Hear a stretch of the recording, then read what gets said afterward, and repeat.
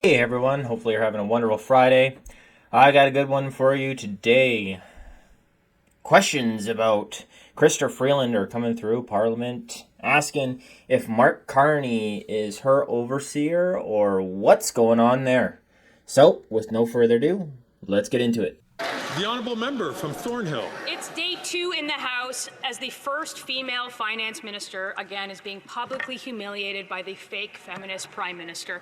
What's worse is that she's being replaced by an unelected man outside of her own caucus who her boss is now shielding from conflict of interest laws that allow him to take her job and keep his money. A man who works against our resource sector, who exports jobs to China while championing higher carbon taxes on heating and eating for Canadians. Why won't the finance minister talk to her boss about ending the personal attacks on her own credibility? The Honourable Deputy Prime Minister and Minister of Finance. You know, Mr. Speaker, I am so glad to have the chance to talk about feminism because I know what a feminist government looks like. A feminist government builds the first national system of early learning and childcare. Makes contraceptives free, and a feminist government ensures that every single woman in Canada has full control over her body. Until the Conservatives stand up for that, they have no right to talk. Let's break that down, shall we? Have the Conservatives ever said anything about women shouldn't have control over their own body? Now, I'm pretty sure some of the MPs have personal, religious beliefs against some of that stuff, but the actual Conservative Party of Canada has said on multiple occasions that it will not be touching those issues at all. And I guess the Liberal Party is extremely happy that half of the population is going to be paying for family planning medication that they'll never be using in their whole entire lives. So, thank you for wasting my money, government. I love paying taxes into something I will never use. And you didn't really hear them say a feminist government gives women the choice to do what they want with their lives. You didn't hear them say we give women the chance to choose. They said stuff about early learning and childcare, so they give women a chance to choose what job they want to go into, but they don't say we give women chance to be stay-at-home moms and take care of their kids, live off of one income in a nuclear family, get to teach their kids at home, like do homeschooling, and stuff like that. They made our economy in such a way now that it doesn't give women a choice anymore. Women have to go to work. Women have to use the daycare system. And yeah, they took all the choice away from them, which doesn't sound very feministic to me. It sounds very authoritarianistic and anti-family. But I guess that's from a certain point of view.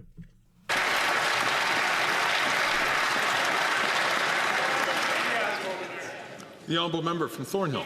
Fake feminist prime minister throws his finance minister under the bus with all the other ministers.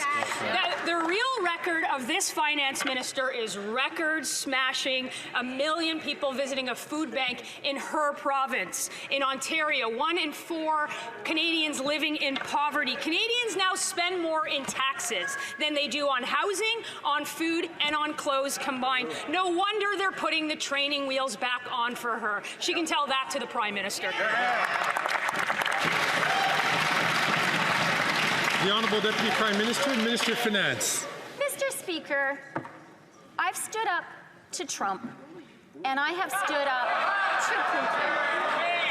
Juvenile, playground insults from the wannabe MAGA maple syrup conservatives do not frighten me at all. But what I think is really interesting is that they don't actually want to talk about the economy.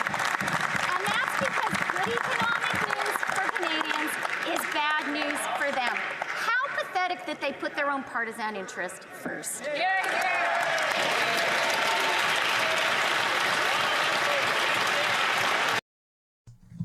Thank you for bringing American politics into our parliament, which didn't make sense. You did not stand up for Canadians during Trump's reign in the Oval Office. When Trump renegotiated the NAFTA agreements, while you were trying to put feminism into, and DEI, may I add, into the NAFTA agreement, shall I remind her that Mexico and the United States pretty much kicked Canada out of the discussion and did up the agreement themselves, and then just wrote Canada and on the bottom, and pretty much just said, okay, it's done. Well, Canada will be included in this, even though they're not actually here. But that's standing up for Canadians. So, and let me remind that U.S. made bank on the NAFTA agreements. They crushed us. So that's not something she should be proud about at all. And about Putin.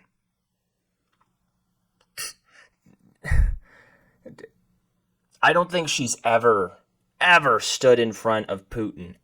Ever. And I don't think she will ever do that. The Honourable Member from Haldimand Norfolk.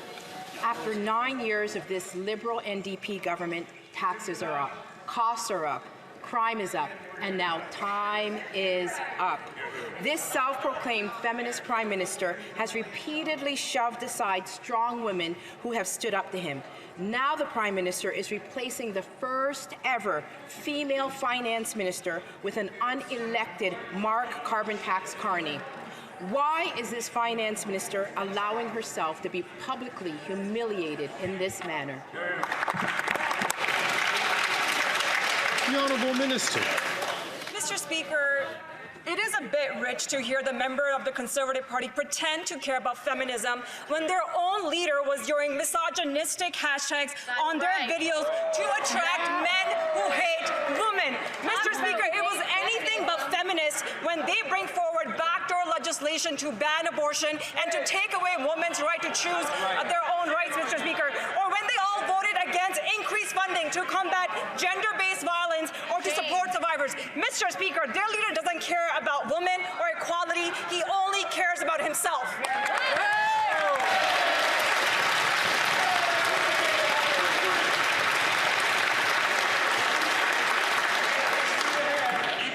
And that's why Prime Minister Justin Trudeau brought in an unelected dude to watch over Chrystia Freeland in all that she does and pretty much mansplain why she shouldn't screw up the economy. Pretty much watch over every decision Chrystia Freeland makes and tell her why that is stupid. And the problem with this is the guy's unelected, and he shouldn't be in any sense of power in our government, and now he is for somehow, because somehow the Liberal government, the Liberal Party hired him for only the Liberal Party, but they're also using him to help out with our government's finances. How corrupt is that? We didn't vote for him. He's not an MP, and he's not subjected to the same rules and laws that our MPs are. So I don't know how the Liberals can get away with this, but apparently they must have found a back door or something. The honourable member from Haldeman Norfolk. Mr. Speaker, it's so sad. They're not even allowing the finance minister to answer because they all... Order! Order! The honourable member from Haldeman Norfolk, from the top, please. From the top. Mr. Speaker, they're not even allowing the finance minister to answer her own questions because they all know that the carbon tax is a failure. Canadians are suffering. There are over 1,800 homeless encampments in Ontario alone. 26% of Canadians are saying that they are considering leaving the country because it is too expensive. A single mother in Kingston reported paying 100% of her income in rent. Will this finance minister admit that the Prime Minister has lost confidence in her and Canadians have lost confidence in this government? The honourable leader of the government in the House of Commons.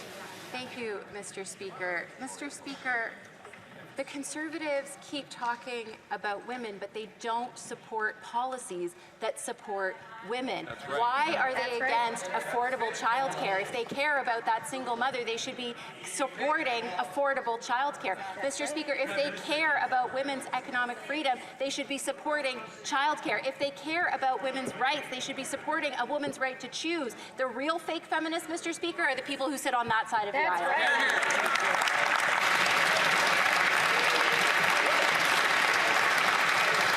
The honourable member from Leeds, Grenville, Thousand Islands and Rideau Lakes. Well, Speaker, after 9 years of this NDP Liberal government, taxes are up, costs are up, crime is up, and time is up. This Prime Minister's new de facto finance minister, Carbon Tax Carney, has massive conflicts of interest, including multiple foreign investment firms. Canadians don't know how much he personally stands to profit from the advice that he's giving to the Prime Minister. It's more blatant corruption from this NDP Liberal government. So will the Prime Minister simply have Carbon Tax Carney sworn in as a public office holder so that the full extent of Canada's disclosure laws apply to him too?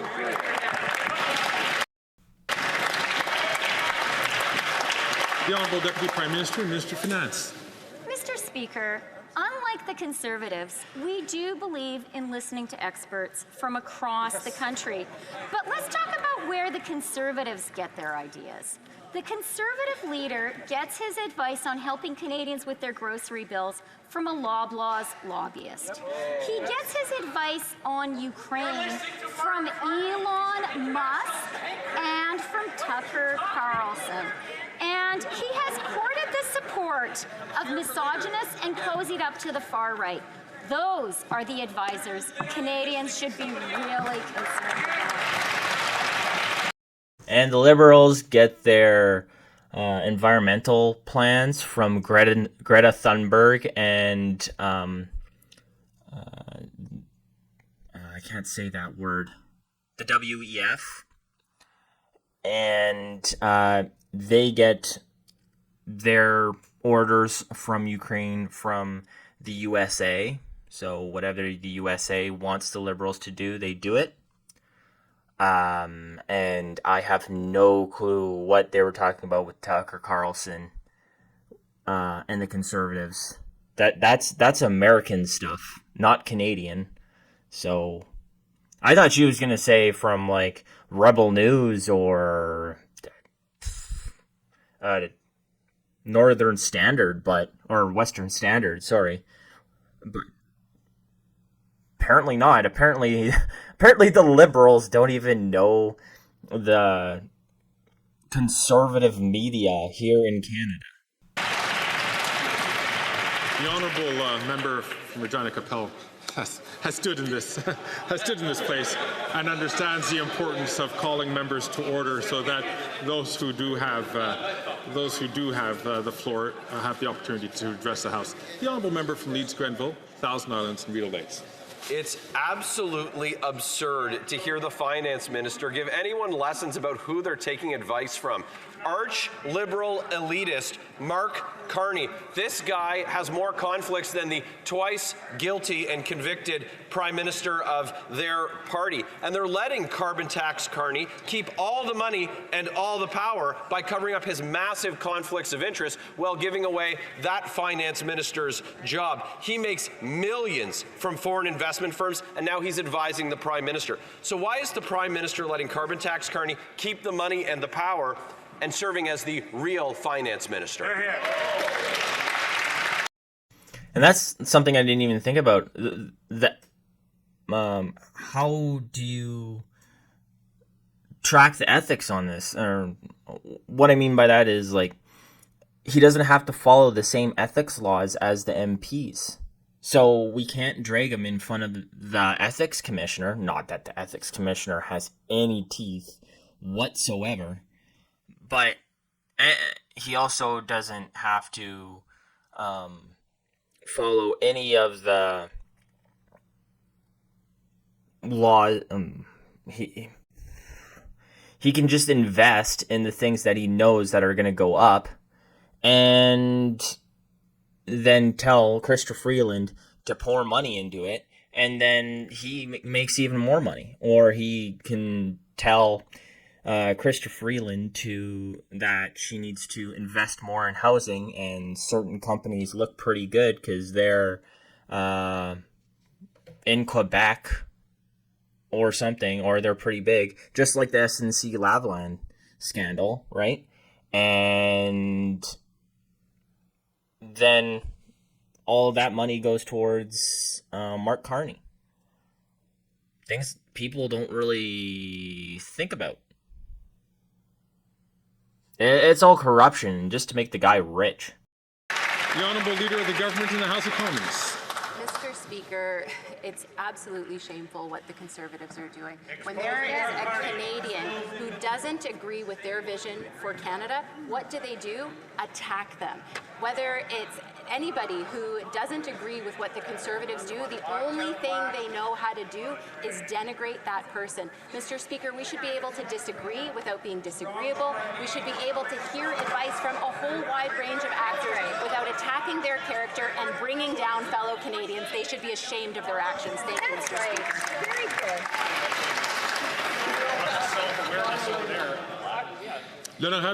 The honourable member.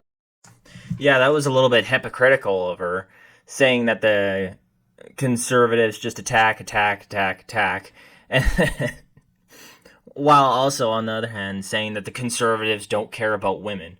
Hypocrite much? For Belle Chambly. Mr. Speaker, I'd like to bring something to the government's attention,